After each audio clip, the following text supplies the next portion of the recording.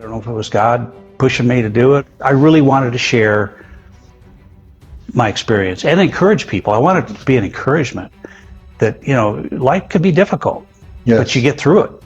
Right. And there's a brighter other side to it if you have that perspective and understand what's important in life and what's not. It brought tears to my eyes. That what a wonderful gesture. And we'd pass construction workers, be on the side of the road, and they took their hats off and bowed their heads. And it just hugely touched me at that show of, again, caring and compassion. One of my favorite quotes was Solzhenitsyn, who said, "You're not really free until you've lost everything." Whoa. And that's a very true statement. And I was a worrier. I could worry about anything. I don't care how good things were going, I'd find something way out there to worry about.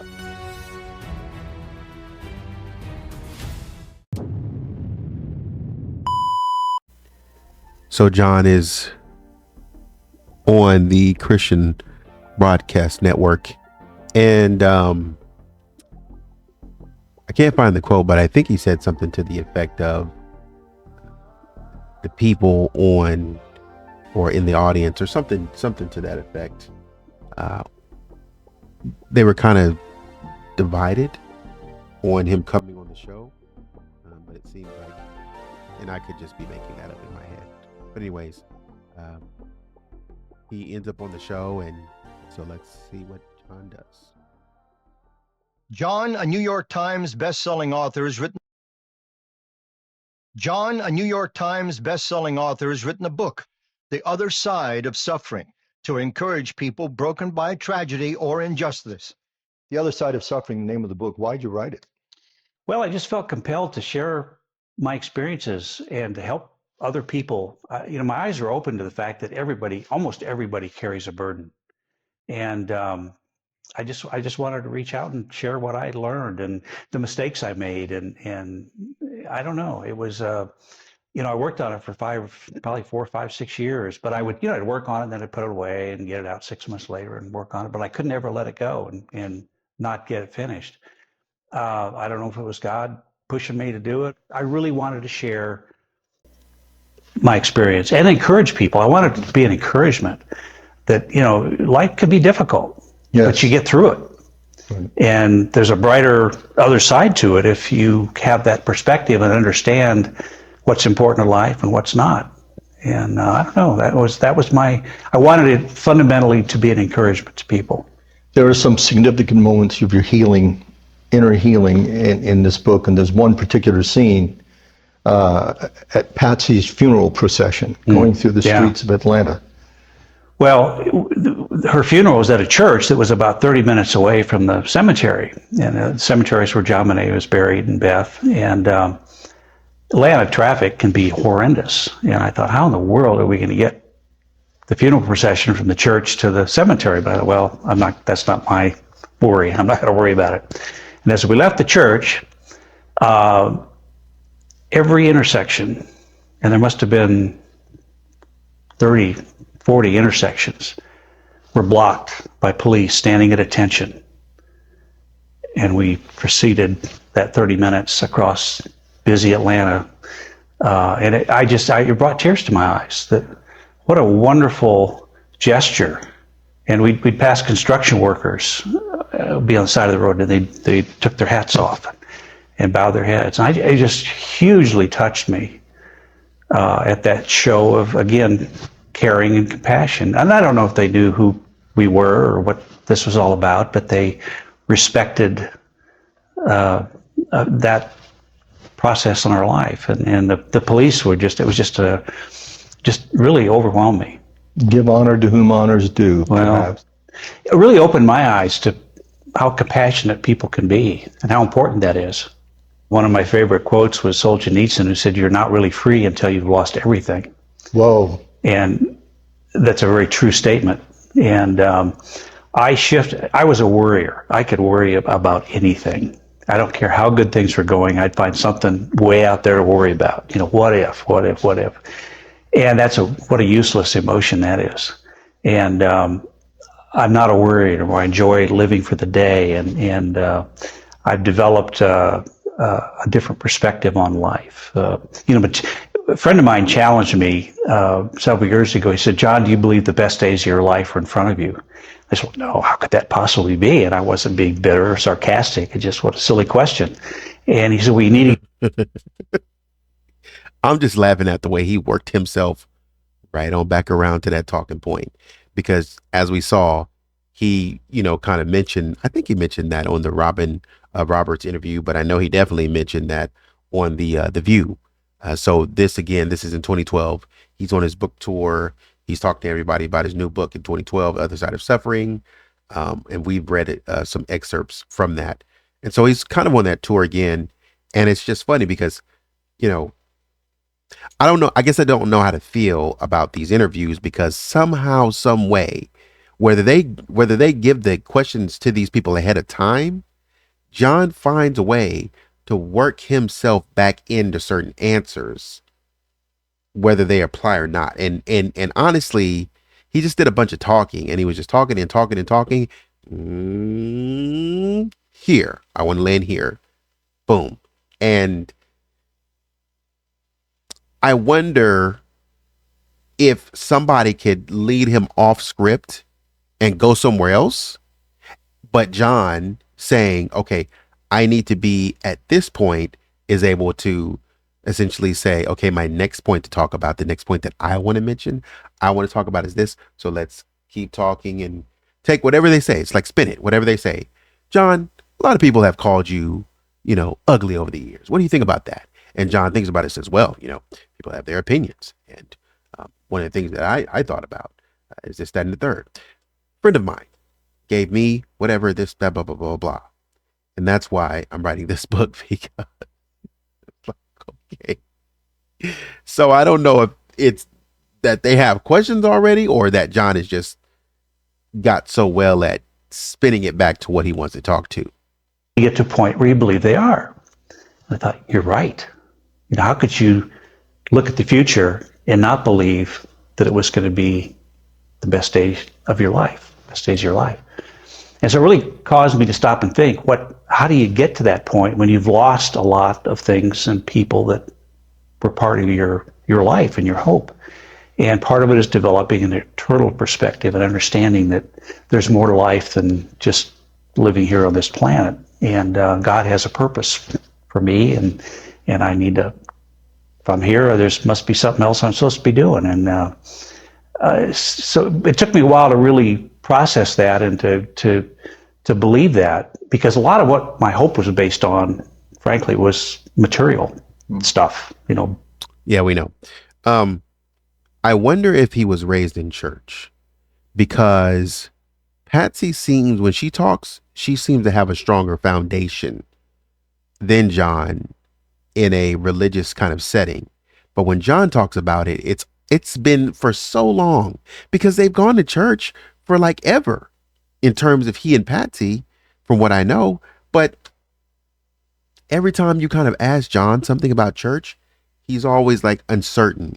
It's always like, well, I'm not sure how much longer I'm going to be here, kind of deal. So it's extremely interesting, because it's like, on one hand, he wants to talk about faith. So are you just talking about faith because you want to sell books, and you want to be seen as a good upstanding citizen? Or are you talking about faith because you really believe in what you're reading and what you're practicing? That's what concerns me, because as he writes in, I think, The Other Side of Suffering, and he was talking a little bit about, Patsy's, the way he describes it and the way he puts himself in a position. We know the Vanity Fair article talked about how John wasn't really there for Patsy for a long time, until, somebody had to light a fire up under him and say, you need to be with Patsy while Patsy is going through this health scare. And then finally John buckled up. But in The Other Side of Suffering, John makes it seem like he was already sort of in the saddle. And as they were kind of going through that, Patsy would continually, bring God into the equation, say, God's going to do it. God's going to fix it. God's going to help me. And John would kind of be like, okay, babe, whatever. I still need to figure out a way to, get you to these doctors and stuff like that. Not necessarily really operating in a belief of God or something like that. So, his path, when he talks about God, it's always weird because you never really know if he truly believes what he's saying or not. Bigger house, nicer job, bigger job, nicer car, more money in the bank. And that was my future. Well, that's all gone. And so but that's transitory anyway. That's not what you should base your hope and how you look at your future. And so it was an adjustment, but I did get to a point where, I believe there's going to be significant days for me ahead, and that we all have to have hope, and that's what hope is. It's not talked about much in the Christian church today, but suffering is part of the inheritance you receive when you give your life to Christ. Yeah. And he says, if you're going to follow me, deny yourself, daily pick up your cross and follow. Yeah. What do you understand now about God and Jesus that you didn't know back then? Well, I always, being a cultural Christian, which I was for a good part of my life, I believed in God, but I didn't really understand who Jesus was. And golly, that's kind of a wild story, and resurrection and all that. But Jesus is real. He's who he said he was. I firmly believe that. That tracks, because when we go back to the depositions in 2001, you acted like you didn't, I think when Darnay Hoffman was asking him about, man, I forget the question he was asking him in that deposition, but something to the specific question, I guess I'm saying, he was asking him something to the effect of, I feel like it's something like purpose related, something to the effect of, he just asked, he asked John, essentially, do you think that you've been a good Christian? And John went all around the mulberry bush. And I was like, the correct answer to that would probably be to acknowledge that you're not perfect. You make mistakes, but that you try to follow after God and whatever God wants me to do. I'm really trying, but I know I'm not perfect. I'm falling short, and I don't always do things that I'm supposed to do or that people think I should do. I'm an imperfect human being, and I make mistakes.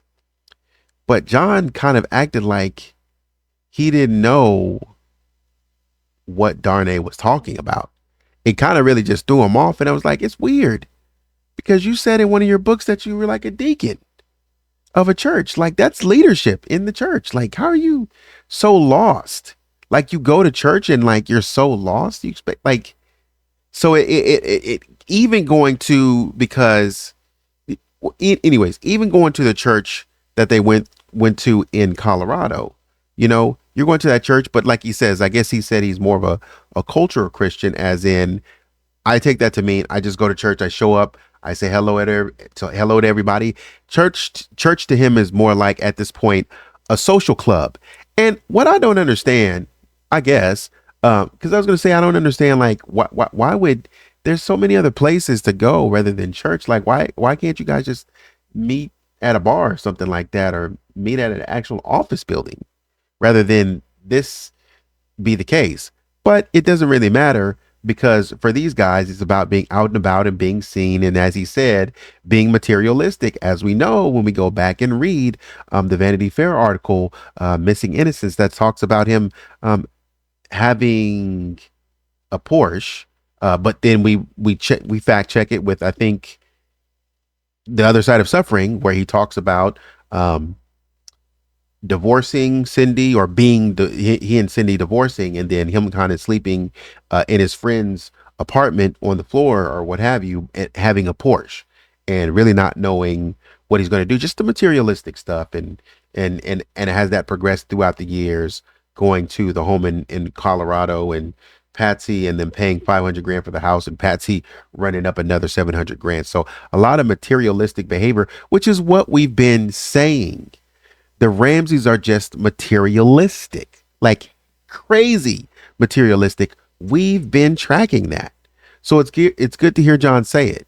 And I can I can communicate with him through prayer. And if I'm really quiet and listen, I think I can hear God from time to time, not in a loud voice, but and I'm still learning about that. But he's in our life. He's real. I know he promised to get us through suffering, which we saw clearly in our life. We didn't recognize it at the time, but looking back, we thought, yeah, that was God putting people in our life just at the right moment to get us over that next hill.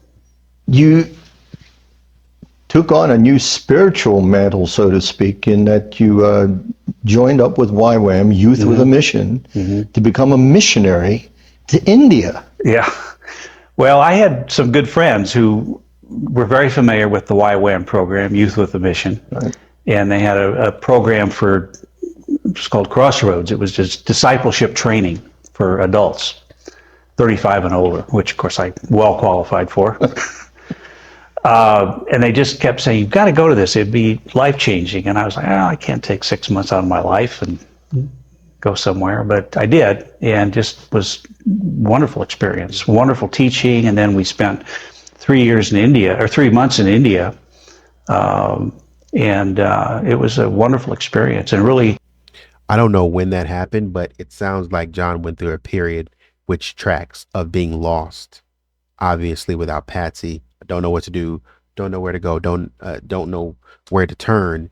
And so the way that he's walking through this conversation about getting to know who God is and his purpose as you know, as a Christian, and trying to become a missionary, and really as this older gentleman putting himself in a position to learn again at the most basic level, almost as a child, putting himself in a position to learn again and say, you know, I'm really out here by myself, all alone. I'm vulnerable, but I'm just experiencing and ready to learn. You know what, to be honest, man, that's a very sad place to be, you know, and I have to say, man, I feel for him in that case, because, you know, at the end of the day, he did lose his wife. That was his partner in crime. Whatever happened, they were aces in that. They were together in that. And no matter what they did, if they argued, if they disagreed on strategy, whatever, he would disagree on strategy. He would much rather disagree on strategy and butt heads a million times over and have Patsy back rather than to lose her and never have any of those things. So this sounds like he went through a period in his life to where he was just lost, and he needed to, and he was trying to, Patsy was the faith person. So he's trying to figure out faith for himself. No one else can carry him through it and teach him about it and help him understand more about it. Now, if he's going to learn about, and it's not going to be his mom. So now if he's going to learn about faith, then it's going to be on him. And so he's putting himself in certain positions that he thinks is correct, situations that he thinks can help him grow.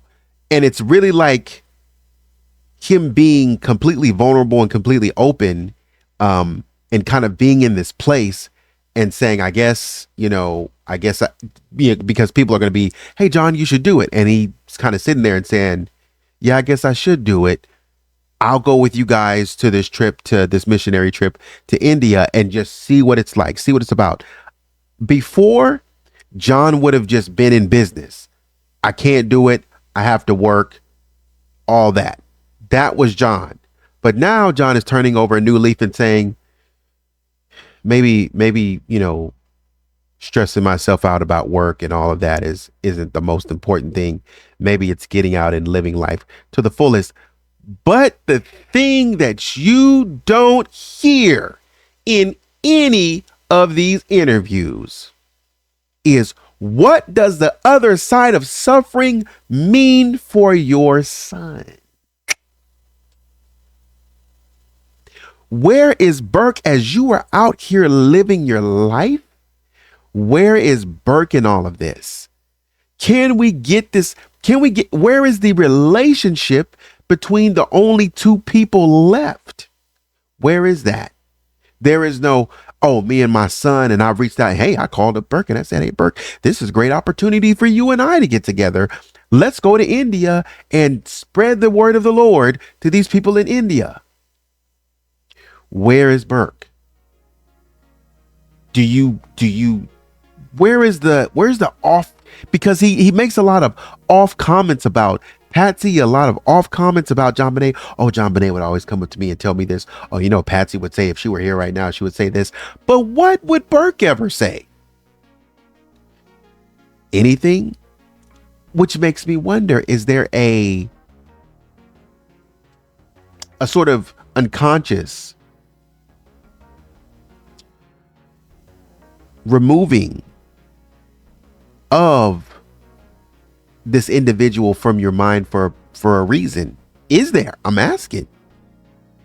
Because it's just, I don't know, man. Like, he never really talks about Burke extensively at all. You really have to ask about Burke to get anything about Burke. Other than that, we don't talk about him. We don't mention Burke in a side comment or a sidebar to say, yeah, I just got back off vacation with my son. Me and my son just went on. Yeah, so me and my son just went on vacation, and me and Burke and John Andrew was supposed to come, but he never did. Those conversations never really happened. Move my spiritual journey along double time.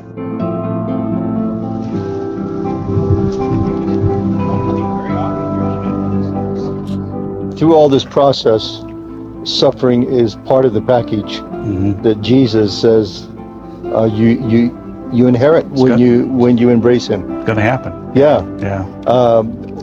What have you learned about suffering? Well, I think most importantly, that God does not cause suffering, and that's important, I think, to remember and to realize.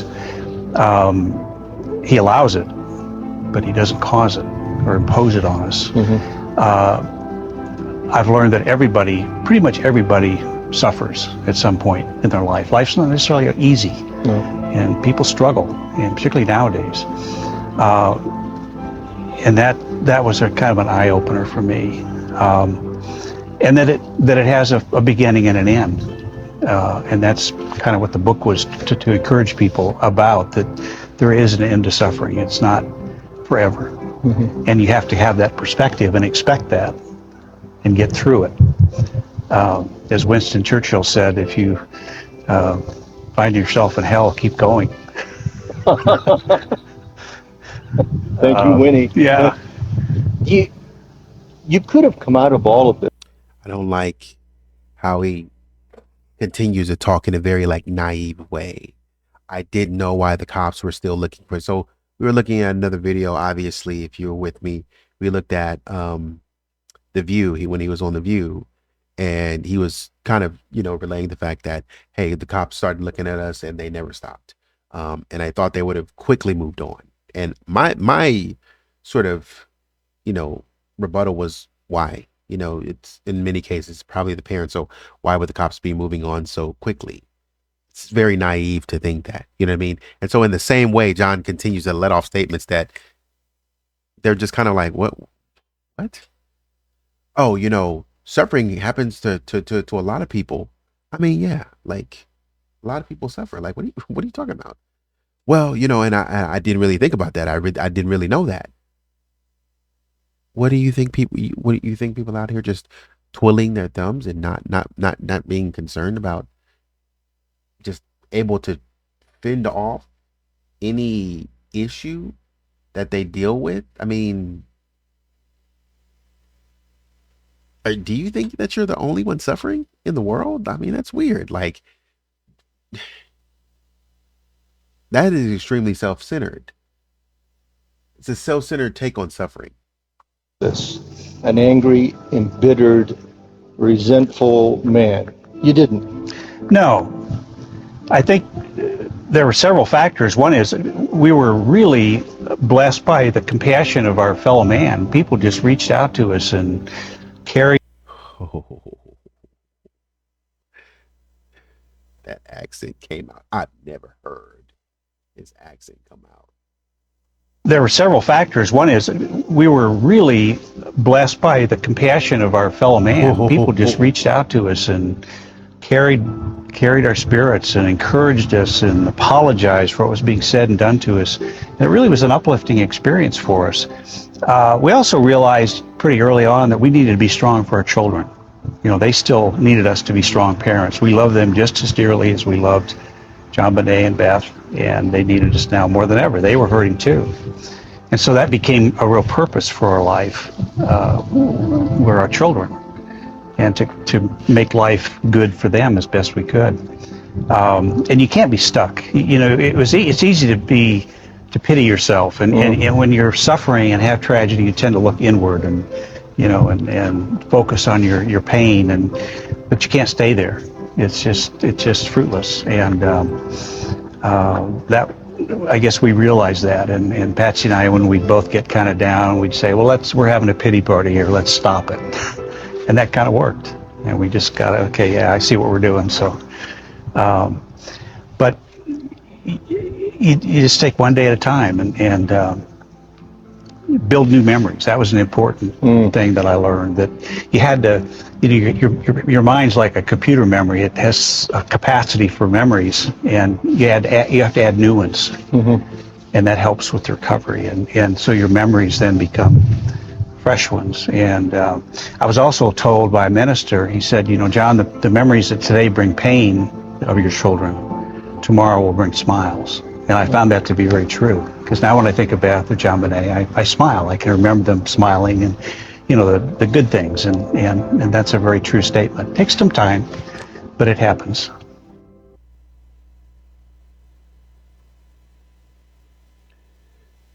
Yeah, pretty much staying on point in terms of topics and stuff like that.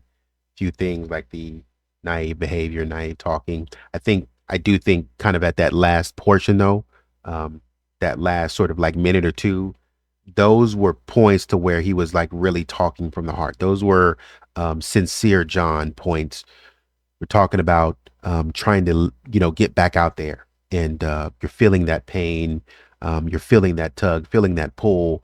And I really lost my daughter, and it hurt me, but I really have to get, like, I legitimately, beyond the talking points, I won't, you know, sort of belabor this point too much, you know, but beyond everything else, like, I legitimately had to learn, and I'm speaking as John, you know, and I'm speaking as John with a set of talking points that he stays on.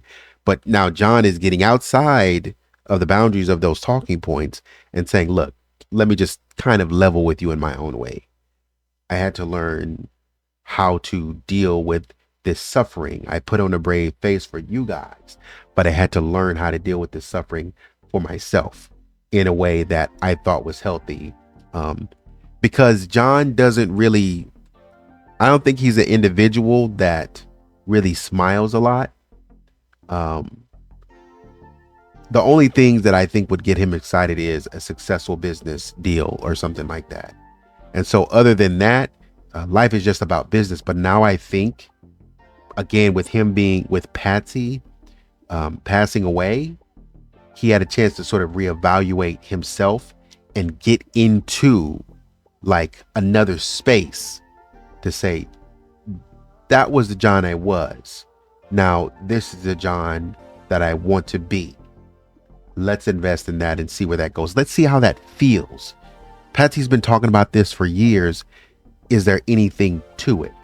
And so John, as he mentioned in a couple places, hey, I'm still new. I'm still learning. You know, he kind of insinuated, I'm still new. I'm still learning, trying to get to know this thing. But so far, so good. People have been, you know, great to me and, you know, kind of been warm to me. So I'm really having fun in this new journey, and that's what's keeping me going. And then obviously the year before, I think this is 2012 when he did this. So I think in 2011, he and Jan got married. So he just kind of has something to look forward to.